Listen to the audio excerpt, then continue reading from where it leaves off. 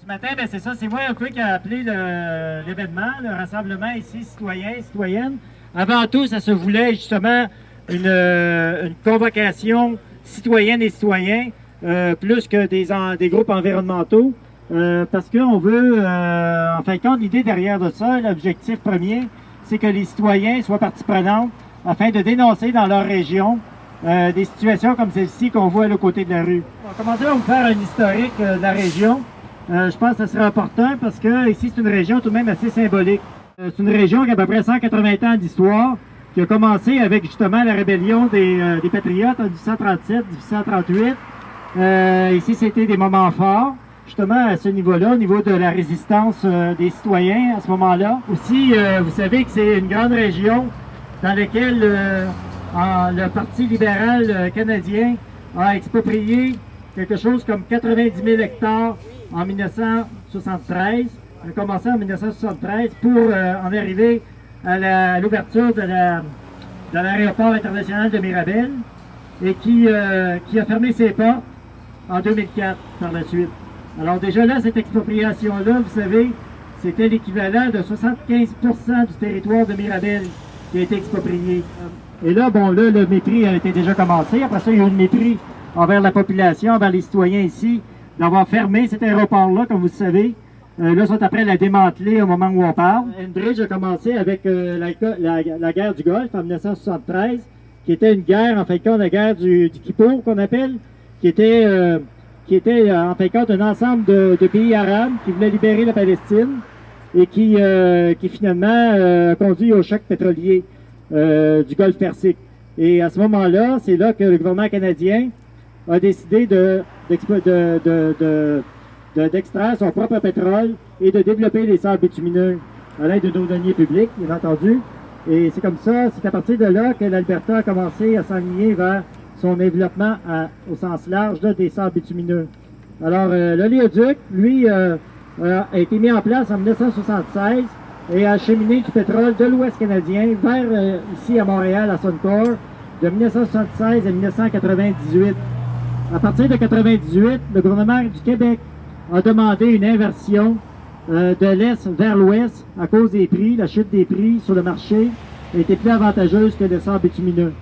Et là, on a appris à l'automne 2012, et c'est là que commence notre réelle bataille ici. En 2012, à l'automne, Enbridge a redemandé, elle, à son tour, qui devenait le nouvel acquérant de cet oléoduc-là, ici derrière moi, une inversion à nouveau de l'Ouest vers l'Est, mais cette fois-ci avec des sables bitumineux dedans. À l'époque, c'était plutôt du pétrole conventionnel. Là, maintenant, il s'agit essentiellement du pétrole de schiste, des gisements de Bakken qu'on connaît là, dans le Dakota du Nord, qui vont être acheminés, et aussi des sables bitumineux en provenance de l'Alberta. Depuis 2 ans et demi, en fait, depuis l'automne 2012, Enbridge tente d'avoir son permis, et il y a eu des bâtons dans les roues, ça c'est certain, des bâtons qui ont été faits majoritairement par des luttes citoyennes, qui a permis de retarder justement ce processus-là.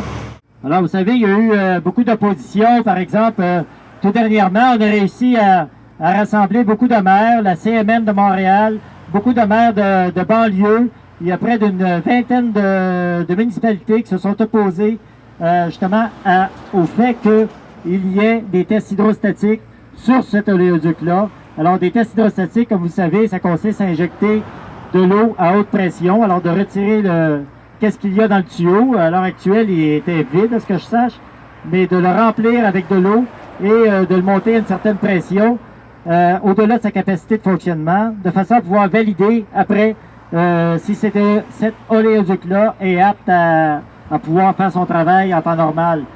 Tout ce qu'a répondu, en fin de compte, Enbridge à ce niveau-là, c'est qu'il n'y aura pas sur des tests hydrostatiques sur les 639 km, mais seulement sur à peu près 10 du trajet. Alors, ce qui fait que c'est loin d'être transparent comme test, parce que finalement, on ne peut pas extrapoler 10 sur 639 km et de dire que cet oléoduc-là va être fiable. C'est un des points d'entrée que l'on voit de l'autre côté de la rue, un des points d'entrée dans lesquels il y a 2 vannes, une est ici, l'autre était environ à 20 km d'ici. Et c'est dans ce secteur-là qu'on va faire les tests, alors 20 km de long de tuyaux. Vous avez le village qui s'appelle Saint-Janvier-de-Mirabel, un peu plus à l'est d'ici. qui est un quartier résidentiel par lequel justement passe l'oléoduc. Il passe d'ailleurs en dessous de 2 parcs pour enfants, en plein milieu du quartier résidentiel. Ça touche plus d'une centaine de maisons. Et c'est toléré par la ville de Mirabel d'ailleurs, parce que l'oléoduc était là bien avant le projet de développement. Et c'est dur à comprendre comment se fait-il que les autorités municipales, souvent, sont, comme on peut voir, un peu complices avec l'industrie pétrolière dans ces moments-là. J'inviterai en premier Patrick Bonin. Je ne sais pas s'il est ici. Patrick Bonin de Greenpeace. Pour faire une première allocution. Puis après ça, je vais enchaîner avec d'autres personnes qui sont symboliques dans la région. Merci. Et félicitations à Jean et aux citoyens qui rapidement se sont retournés de côté cette semaine pour organiser cette manifestation-là. Quand on a appris qu'Enbridge allait faire ses tests hydrostatiques, mais c'est pas des vrais tests hydrostatiques qu'Enbridge va faire, c'est un simulacre de tests hydrostatiques aujourd'hui. Enbridge actuellement va faire un test seulement sur 10% de la ligne. Va faire son test juste sur 10%. C'est complètement inacceptable quand on considère le niveau de risque de ce pipeline-là. C'est un vieux pipeline de 40 ans. Ils vont inverser le flux. Ils vont augmenter de près de 25% la quantité de pétrole transporté. Ils vont changer le type de pétrole pour, entre autres, transporter du pétrole des sables bitumineux, un pétrole extrêmement lourd. Ils vont aussi transporter probablement du pétrole de schiste qui est extrêmement explosif. On l'a vu à Mégantic.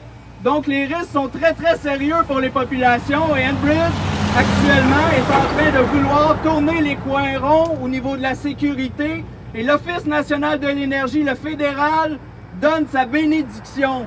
Et ça, on ne peut pas accepter ça. Et le gouvernement Harper a été obligé de changer même les lois pour faire en sorte que les compagnies pétrolières puissent nous enfoncer dans la gorge leur projet de pipeline. Et c'est pourquoi il faut se tenir debout, c'est pourquoi il faut interpeller les élus municipaux pour qu'ils tiennent leur bout, pour qu'ils exigent un vrai test crédible au niveau de la sécurité des populations, de l'intégrité du pipeline. Il faut également pousser les partis politiques à Québec qui actuellement sont muets à part Québec solidaire. Il faut aussi pousser les partis politiques à Ottawa qui sont en campagne électorale. Et s'ils veulent se faire élire ici au Québec, il faut qu'ils défendent l'intérêt des Québécois. Et actuellement, c'est Enbridge qui est défendu, c'est pas les Québécois.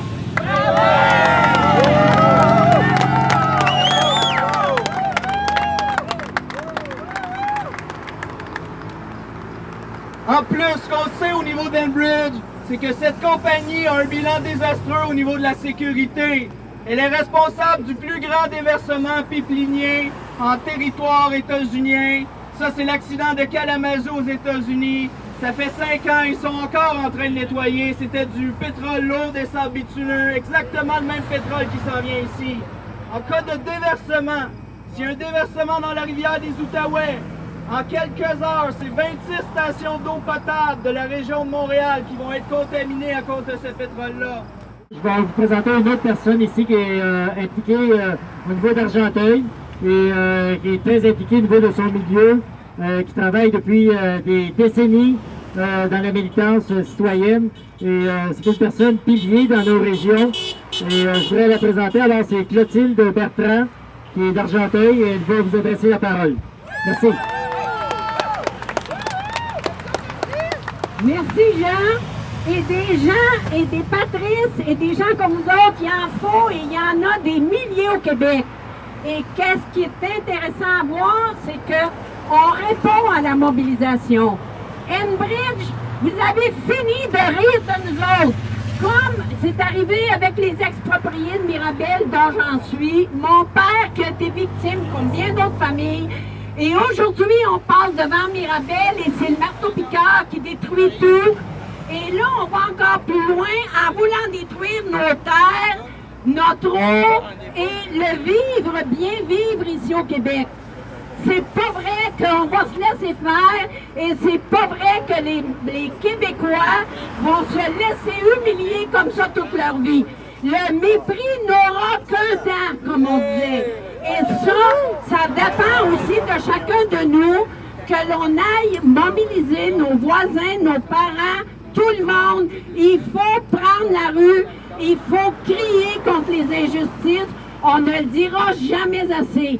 Merci à ceux qui nous ont fait un résumé extraordinaire, Jean, Patrice et tous les autres qui travaillent dans l'ombre, les belles pancartes, les enfants. Mais, comme on dit, c'est le commencement de la bataille et tant que c'est pas fini, c'est pas fini. Merci beaucoup.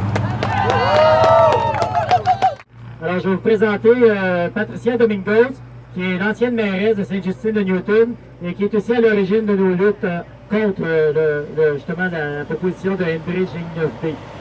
À Sainte-Justine de Newton, qui est la porte d'entrée d'Enbridge, nous n'avons toujours pas de valve automatique.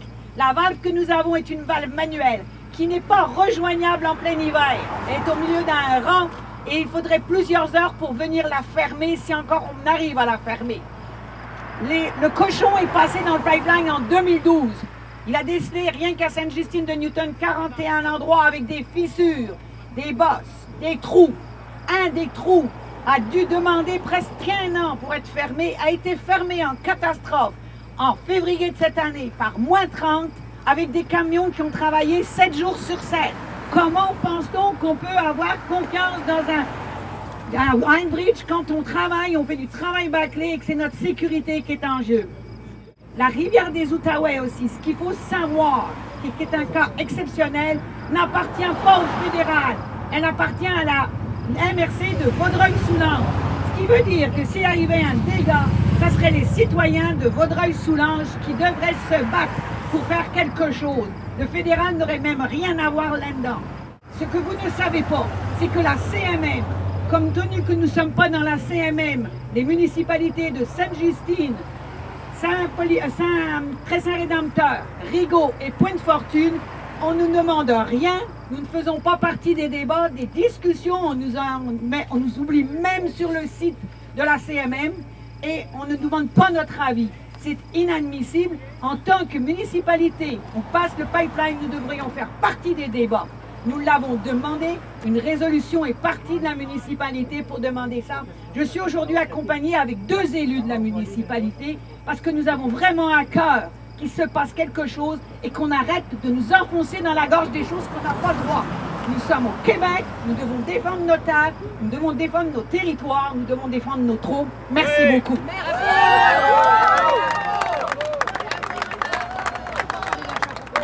Je vais céder la parole à Simon Dubois. Simon Dubois, c'est une autre personne plus de la région de Oka, qui est aussi, à sa manière, très impliqué dans des mouvements citoyens.